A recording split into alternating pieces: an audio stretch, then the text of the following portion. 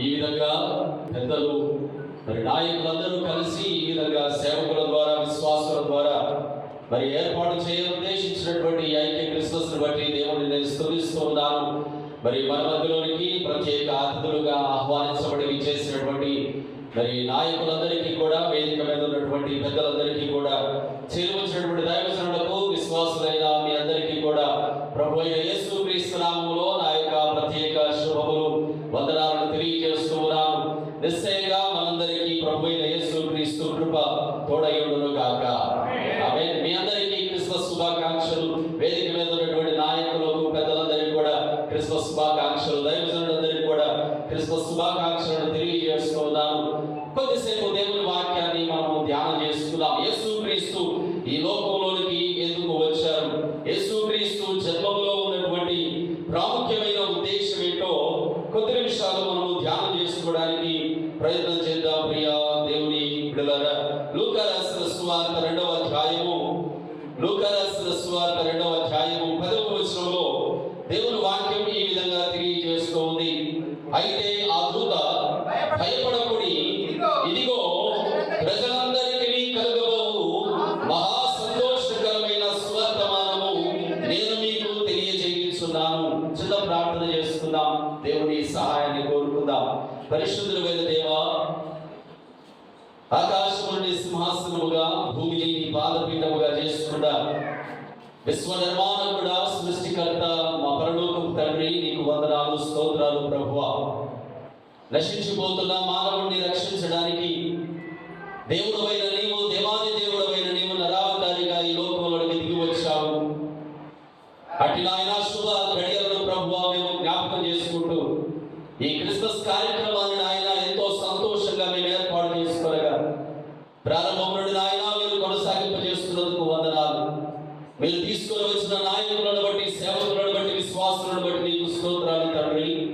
ఇదిగో ప్రభువా, ఇప్పుడు కొద్ది నిమిషాలు తండ్రి నీ యొక్క జీవము గల మాటలను మేము ధ్యానం చేసుకోబోతూ ఉండగా నీవు ప్రతి వ్యక్తి హృదయ అంతరంగాన్ని ఎరిగిన దేవుడవు ప్రభువా. నీ ఎదుట ఎవరు మరుగై లేరు అయ్యా. ప్రతి ఒక్కరితో మాట్లాడే జీవము గల మాట నీది కనుక మీరు మాట్లాడండి. మీరు మాట్లాడుతూ ఉండగా వెలగల చెవి గ్రహించే హృదయము ప్రతి ఒక్కరికి మీరు అనుగ్రహించి నీ వాక్యంలో ఉన్న రక్షణ శ్రేష్టమైన ప్రభువా, నీ ఆశీర్వాదము మా అందరి మీదకు మీరు విడుదల చేయమని యేసు నామములో ప్రార్థిస్తూ వాక్య ధ్యానంలోకి వస్తూ ఉన్నాము తండ్రి. ఆమేన్. ప్రభువునందు ప్రియమైన దేవుని బిడ్డలారా, మనం చదువుకున్నటువంటి లేఖన భాగంలో దేవుని దూత మాట్లాడుతూ ఉన్నాడు. దేవుని దూత అంటే దేవుని వాక్య పరిభాషలో ఈ దినాలలో మనం ఆలోచిస్తే దేవుని సేవకులు. దేవుని దూత ఆనాడు గొర్రెల కాపరులతో మాట్లాడుతూ ఉన్నాడు. ప్రజలందరికీ కలుగబోవు మహా సంతోషకరమైన శుభవర్తమానమట. దేవునికి మహిమ కలుగును గాక. హల్లెలూయా. మనుషులు అందరూ అంటే అందులో రాజులు ఉన్నారు, అధికారులు ఉన్నారు, గొప్పవారు ఉన్నారు, బీదవారు ఉన్నారు, స్త్రీలు, పురుషులు, చిన్నలు, పెద్దలు అందరూ ఉన్నారు. భూమి మీద ఉన్నటువంటి సమస్త మానవాళి అందులోనికి వచ్చేస్తున్నారు. భూమి మీద ఉన్న సమస్త మనుషులందరికీ ఒక శుభవర్తమానము, ఒక సంతోషకరమైన వర్తమానమట. అది ఏదనగా లోక రక్షకుడు మీ కొరకు పుట్టి ఉన్నాడు. దేవునికి మహిమ కలుగును గాక. హల్లెలూయా. లోక రక్షకుడు పుట్టాడు ప్రియులారా. ఒక దేశానికి కాదు, ఒక వర్గానికి కాదు, ఒక వర్ణానికి కాదు, ఒక జాతికి కాదు, ఒక ప్రాంతానికి కాదు, లోకమంతటికి రక్షణ కలుగజేయగలిగిన లోక రక్షకుడు ఈ లోకంలో జన్మించాడట. ఆ జన్మమును కూర్చున్నటువంటి వార్త 2000 సంవత్సరాల క్రితం దేవుని దూతలు ప్రకటన చేయగా అదే వార్తను ఈ రోజు కూడా మనము ప్రకటన చేయడానికి సంతోషముతో ఈ క్రిస్మస్ కార్యక్రమంలోనికి మనం వచ్చాం. దేవునికి మహిమ కలుగును గాక. హల్లెలూయా. ఏంటా సంతోషకరమైన శుభవర్తమానము అనగా యెషయా గ్రంథం 9వ అధ్యాయం 6వ వచనంలో దేవుని వాక్యం స్పష్టంగా మాట్లాడుతుంది. ఒకసారి ఆ లేఖన భాగాన్ని మనం చూసుకుందాం ప్రియులారా. యెషయా గ్రంథం 9వ అధ్యాయం 6వ వచనం, ఏలయనగా మనకు శిశువు పుట్టెను, మనకు కుమారుడు అనుగ్రహింపబడెను, ఆయన భుజము మీద రాజ్యభారమును, ఆశ్చర్యకరుడు, ఆలోచనకర్త, బలవంతుడైన దేవుడు, నిత్యుడగు తండ్రి, సమాధానకర్తయగు అధిపతి అని అతనికి పేరు పెట్టబడును. దేవునికి మహిమ కలుగును గాక. హల్లెలూయా. ఆనాడు దేవుని దూత అన్నాడు, భూమి మీద ఉన్న మనుషులందరికీ కలుగబోవు మహా సంతోషకరమైన శుభవర్తమానము.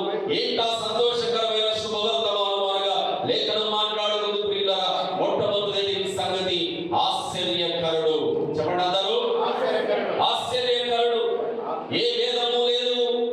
అందరూ పాపము చేసి దేవుడు అనుగ్రహించు మహిమను పొందలేకపోతున్నారు అని రోమీయులకు రాసిన పత్రిక 3వ అధ్యాయంలో దేవుని ఆత్మ మాట్లాడుతున్నాడు. ఏ భేదము లేదు. మనుషులందరూ ఏదో ఒక విషయంలో పాపము చేయడం వలన పాపులుగా మారిపోతున్నారు. పాపము వారిని ఆక్రమిస్తూ ఉంది. పాపము యొక్క జీతము మరణము అని రోమీయులకు రాసిన పత్రిక 6వ అధ్యాయంలో దేవుని వాక్యం మాట్లాడుతుంది.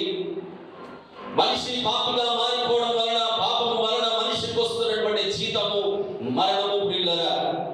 అయితే ఈ పాప బంధము నుండి, ఈ పాప బంధకము నుండి మనుషులకి విడుదల ఎక్కడ దొరుకుతుంది? ఎవరు ఇస్తారు? అర్జెంటుగా మనిషికి పాప బంధకము నుండి విడుదల కావాలి. విడుదల కావాలి కనుక మనిషి ఈ రోజు ఎన్నో మార్గాలను అన్వేషిస్తున్నాడు. బుర్రకు తోచినటువంటి ఆలోచన ప్రకారం నేను ఇది చేస్తే నా పాపం నుండి నాకు విడుదల, నా శాపము నుండి నాకు విడుదల దొరుకుతుందేమోనని తనకు తోచిన ఆలోచన ప్రకారంగా ఏదో ఒక పని చేస్తూ నాకు పాపం నుండి విడుదల కలగాలని ప్రాకులాడుతూ ఉన్నాడు.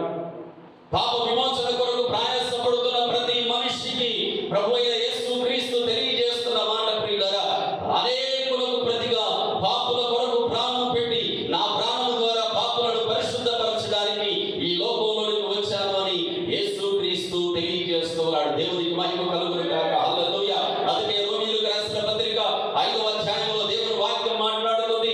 మనం ఇంకా పాపులమై ఉండగానే, మనుషులందరూ ఇంకా పాపులై ఉండగానే యుక్త కాలమున ప్రభువైన యేసుక్రీస్తు ఈ లోకంలోనికి నరావతారిగా దిగి వచ్చాడట. యోహాను రాసిన మొదటి పత్రిక 1వ అధ్యాయము 7వ వచనం 9వ వచనంలో దేవుని వాక్యం మాట్లాడుతుంది. ప్రియులారా, యేసు రక్తము ద్వారా ప్రతి మనిషి పాపముల నుండి పరిశుద్ధపరచబడుతున్నాడు. ప్రతి మనిషి నీతిమంతులుగా మార్చబడుతున్నాడు. ఈ రోజు మనిషి మోక్షం చేరాలి, స్వర్గం చేరాలి, దేవుని రాజ్యానికి చేరాలి అంటే మనిషికి కావలసినది పాప క్షమాపణ, పాపము నుండి విడుదల, విమోచన, శాప బంధకము నుండి విమోచన.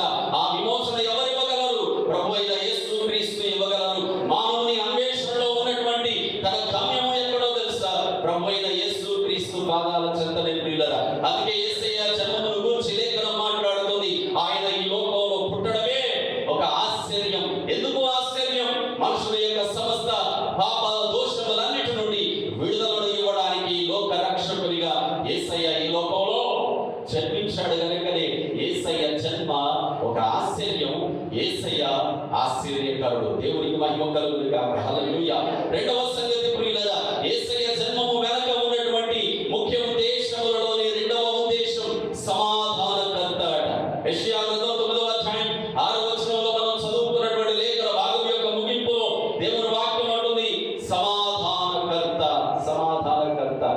ఈ రోజు మనుషులందరికీ ఉండడానికి ఇళ్ళు ఉన్నాయి, చెప్పుకోవడానికి కుటుంబం ఉంది, కావలసినంత డబ్బు ఉంది, ఆస్తి అంతస్తులు ఉన్నాయి, అధికారం ఉంది, మంది ఉన్నారు, బలం ఉంది, అన్నీ ఉన్నాయి. కానీ ఈ రోజు మనిషి జీవితంలో మనిషికి కరువైంది ఏంటో తెలుసా? సమాధానం ఉండాలి. సమాధానం అంటే ఏంటి అంటారా? శాంతి, నెమ్మది, ప్రశాంతత. మనిషి జీవితంలో సమాధానం కరువైపోయింది. సమాధానం కరువైంది కనుకనే ఈరోజు చాలా మంది మద్యపానంలో సమాధానాన్ని వెతుకుతున్నారు. నేను తాగితే నా బాధల నుండి, నా చికాకులు, నా ఇబ్బందుల నుండి నాకు నివారణ దొరుకుతుందన్న ఆలోచనతో మందును ఆశ్రయిస్తున్నారు. చాలా మంది డబ్బును ఆశ్రయిస్తున్నారు. చాలా మంది ఇల్లుల మీద ఇల్లులు కట్టుకుంటున్నారు. చాలా మంది అనేక రకాలైన వాటిలో సమాధానాన్ని వెతకడానికి ప్రయత్నం చేస్తున్నారు. కానీ ఎన్నిటిలో సమాధానాన్ని మనిషి వెతుకుతున్నా మనిషికి సమాధానం దొరకదే, నెమ్మది దొరకదే. మనిషి కోరుకున్నటువంటి ప్రశాంతత తన హృదయంలోకి రాదే. రాదు కనుకనే ఈరోజు ప్రతి మనిషికి నిద్ర పట్టట్లేదు. కంటి నిండా నిద్ర లేదు, శరీరంలో ఆరోగ్యం లేదు, కుటుంబంలో సంతోషం లేదు. కాబట్టి ఈరోజు సమాధానం కరువైనటువంటి ఈ మనిషికి సమాధానాన్ని అనుగ్రహించడానికి ప్రభువైన యేసుక్రీస్తు సమాధానకర్తగా ఈ లోకంలో జన్మించాడట ప్రియులారా. అందుకే యేసయ్య స్పష్టంగా మాట్లాడినటువంటి మాట, ప్రయాసపడి భారము మోసుకొనుచున్న సమస్త జనులారా నా యొద్దకు రండి, నేను మీకు విశ్రాంతిని అనుగ్రహిస్తాను. దేవునికి మహిమ కలుగును గాక. హల్లెలూయా. విశ్రాంతి ఎవరి దగ్గర దొరుకుతుంది? ప్రభువైన యేసుక్రీస్తు దగ్గర